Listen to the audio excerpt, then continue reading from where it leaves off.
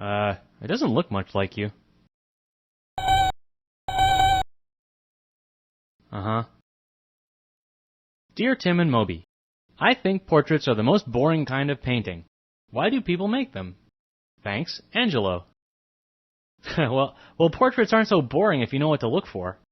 Like Moby's self-portrait, portraits are more than just an exact replication of the sitter or the person being painted. In fact, portraits don't even have to be painted. They can be carved in stone or wood, painted on ivory, hammered into metal, drawn in pencil, or taken with a camera.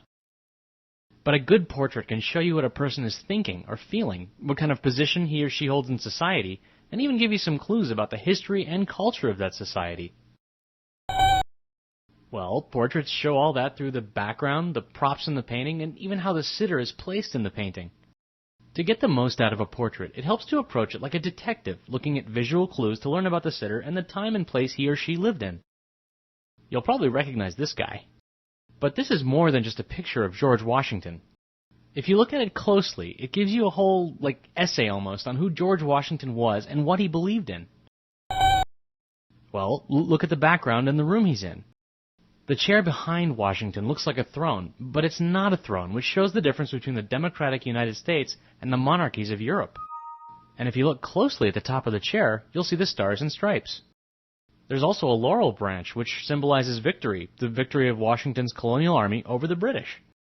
There's a pen and inkwell on the table next to him, but he's also holding a sword, which says that Washington is a leader on the battlefield as well as an educated and intellectual man. His intelligence is backed up by the books on and under the table. And he's wearing a simple black suit. That symbolizes the fact that he's a humble citizen leader and not a military dictator or a king in royal robes. His face and posture both suggest that he's a strong, powerful man, but also one who's sincere and generous. His arm is outstretched, as though he's giving a command, but the palm is turned upwards, so he looks welcoming, almost fatherly. One critic said that he looked as if he were bestowing his good advice on his countrymen.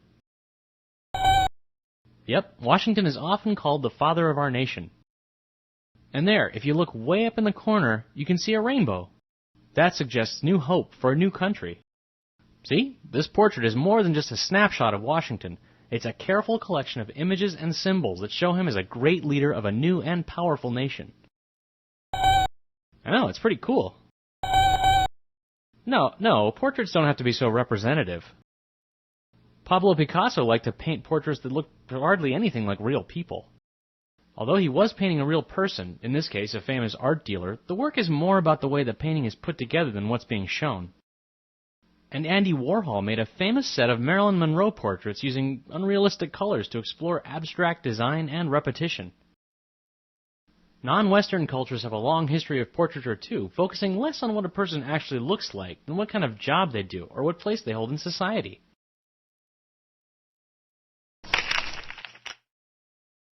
Hey, you've made my forehead enormous.